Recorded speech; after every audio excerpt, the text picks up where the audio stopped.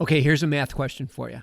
If you and your buddies form a company and you give your friends and family 8% to help you launch it, and then an angel takes 12% in a pre-seed round, then you do a seed round with a convertible note, how much equity does Uncle Bob have? If you're listening to this show, you probably need to raise money, and the last thing on your mind is your cap table. But trust me, you do not want to deal with an upset Uncle Bob in the middle of the round. That's why so many companies and investors use 212 to manage their cap tables. With 212's simple-to-use software, you always know exactly everyone on your cap table's position. If you're a founder or an investor, you owe it to yourself to check out 212's website at 212.co. That's TWO12.co.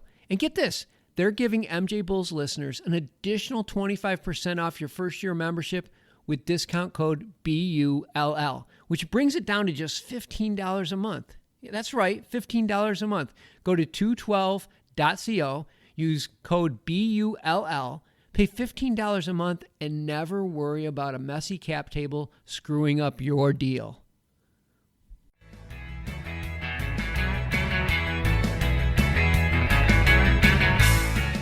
Yeah, you wouldn't do your taxes on a spreadsheet while you manage your equity on a spreadsheet. We price this in the same sort of pricing model as TurboTax and QuickBooks. We're very passionate about scaling and getting this to hands as many founders as we can, because spreadsheets, they're sort of like ticking time bombs in spreadsheets. We see it all the time. These skeletons that just emerge at the worst possible time and kill deals and sink businesses. From the PodConX studios, high in the Rockies at the beautiful Beaver Creek Resort, it's the Raising Cannabis Capital Show. Today in MJ Bulls, we are wrapping up this year's Cannabis Investor Series, sponsored by 212, with the CEO of 212, Dustin Byington. Dustin, welcome to the show. Thanks for having me, Dan.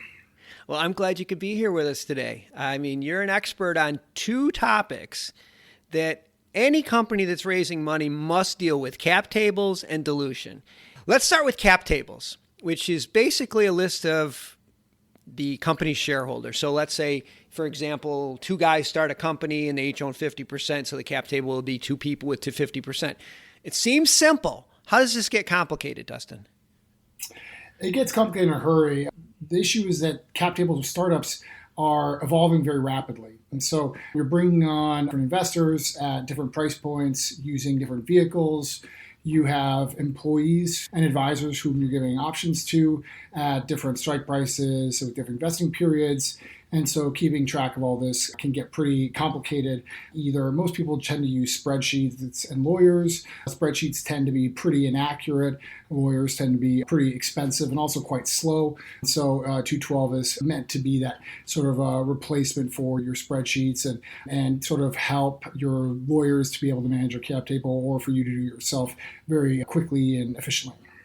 Yeah, it does seem like it'd be really expensive to have your lawyer managing your cap table. And especially, like you said, it's one thing if it's just equity, but like if you have a convertible note in there, or if there's preferred stock or common stock, how does 212 actually do this? It's a SaaS product, and so it's a web-based spreadsheet that is $20 a month that has a bunch of products and features built around this like core cap table functionality. Mm-hmm. And so at the core, what we allow you to do is you get to invite people into your cap table. These can be your lawyer for reviewing the stuff. This can be your employees, your investors, your advisors. You onboard all of these folks and add them all into your cap table. You put the information on your different rounds, what price you raise them out, or if it's a note, what cap. You can control the vesting. And so it's just a command and control station for your cap table. Everything is just point and click, super easy. So easy a founder can do it. We need all the help we can get because we're focused on other things. It's not just about the raising money. We got to run a company. I mentioned earlier that there are two things that I really wanted to touch on today. We talked a little bit about cap tables. There's so much more to talk about there. But the other thing, which probably is every bit as important, is dilution. And unfortunately, I talk to a lot of entrepreneurs who are desperate to raise money, and they're saying to me, Dan, I'd rather have 50% of a company than 100% of nothing. And I'm like, okay, I get it. But if it's going to be 50%, that's one thing. But if that 50% turns into 45 or 40, or it could be huge if you don't know exactly what's going to happen. And so being able to model this out just seems like that would be like so essential. I know that's part of what you provide. Can you explain how that works? Sure. Yeah. Well, so the first thing we did was give founders and investors transparency into their ownership of the cap table today. And so everybody can log in and see how much they own. And you'd be surprised how many founders just like don't even know how much they own today. And then we said, okay, now we need to give everybody transparency about what can happen in the future. And so the same UI, UX that you use to add rounds, you can really easily, you just hit the simulation button. And now you're playing in a sandbox and you can sort of forecast what your cap table will look like under any set of scenarios. So if you've got a bunch of convertible notes, you can see what happens at a certain price round, how those notes convert. You can add multiple price rounds, stock splits, bridged loans, like the list goes on and on, ad nauseum, and then you can model out an exit at the end of that. And so you can get a really high fidelity look at what everybody gets paid in the end. And so, yeah, it's a really useful tool for founders to get a sense of how their cap table will evolve over time, how those notes will end up converting. And it's important to forecast your equity position for just simply to be able to raise more money in the future. And a lot of founders don't realize that if they give away too much early, the sophisticated venture folks won't back them in the future. So for like a good rule of thumb is if you dilute more than 40% before your Series A, top tier VCs won't touch you. They want you to have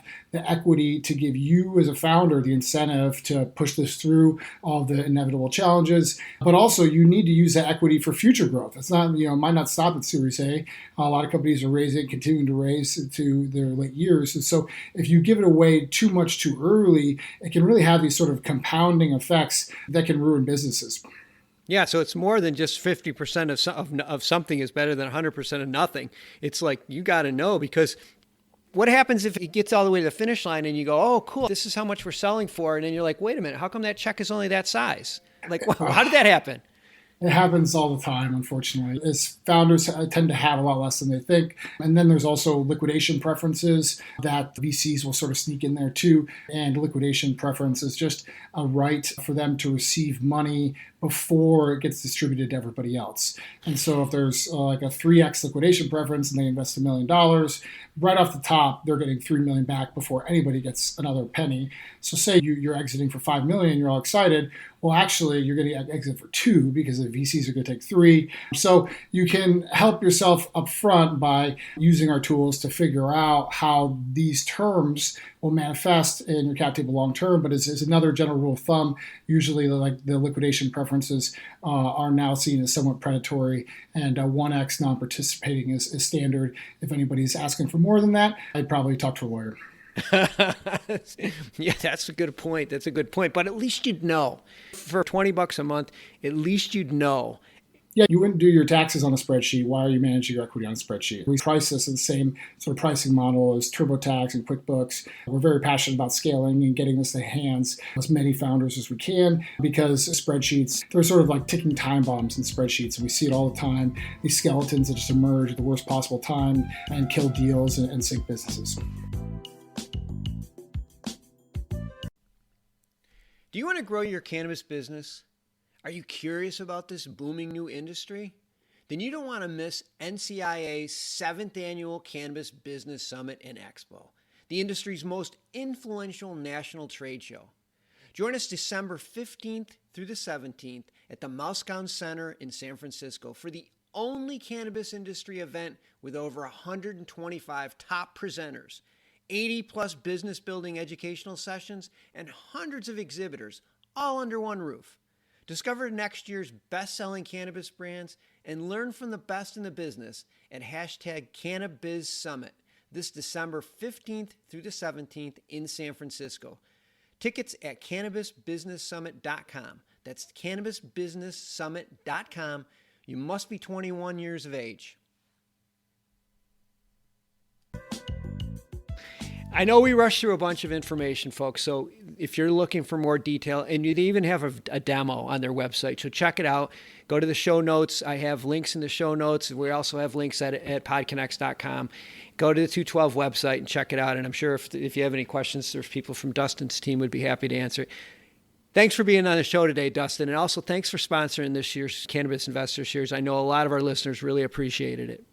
You got it, Dan. Yeah, it's been fun. I really like your work. And one parting thought is we do also have 409A service. A lot of companies really need that. That's a requirement. If you raise money and you're giving out options, we can help you figure out how to price your next round or what cap to put on your note, give you some data to go head to head with the VCs. Or if you're doing a crowdfunding, we're getting really active in the crowdfunding space. Our pricing model is fixed. And so those folks that have really large cap tables tend to like it because it's $240, even if you have 1,000 people on your cap table. And so, yeah, we're really just continuing to roll out more products and services with cap table at the core to support the startup and crowdfunding industry. Very also, particularly interested in the cannabis industry. I'm really excited to see all the growth there and happy to be supporting that in your show as well.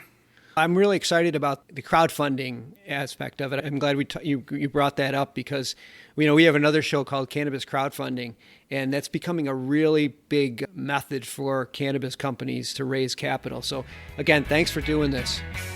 Oh, you got it, Dan. Yeah, love crowdfunding.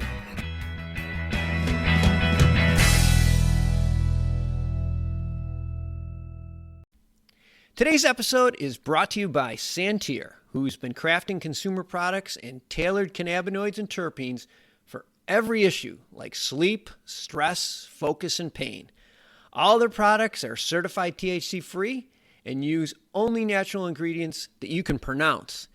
Give their fast-acting, long-lasting, and outcome-based products a try. Go to santir.com and use product code PodConX, that's PODCONX, for 35% off your first order for you, your loved ones, or your pets.